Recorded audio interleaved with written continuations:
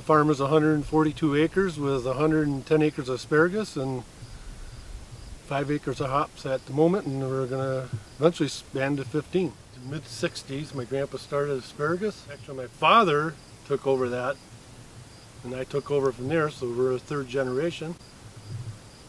And then we decided to diversify, and now we are into hops. And we started out with a 1 acre plot, and now we have expanded to 5 acres, and we will be expanding another 5 acres next year. It's completely opposite of any crop that we've had here before. It's a perennial, comes back the same every year. There's a high startup cost, 22-foot poles and the wire and the plants and irrigation. We had to put a well in, we didn't have a well. Even though we already had the land, that helped having the land, but there was still a lot of upfront costs before we get to any profit at all. This is a long-term investment. And one of the growing conditions for the hop, they like the cooler weather, they like the 45th parallel, so we've already got that going for us here. Michigan is growing 2 new breweries a week.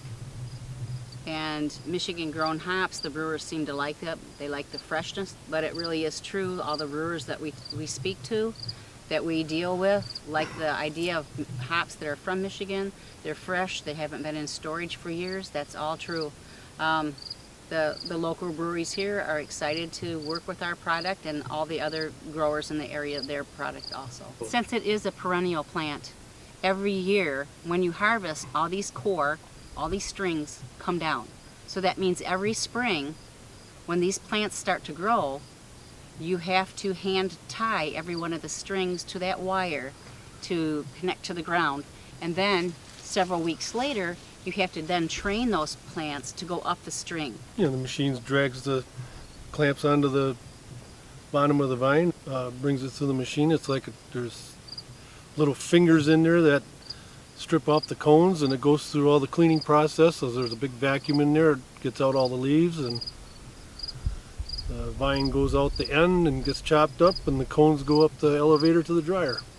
Then we have 3 designated corn dryers that are variable speed that we can adjust to the heat and just to the velocity of what we're drying. Normally it would take about 6 or 7 hours for those hops to get to the 10% moisture that we need. And at that point, then they go to a hop broker, and he will pelletize them and sell them to the local breweries.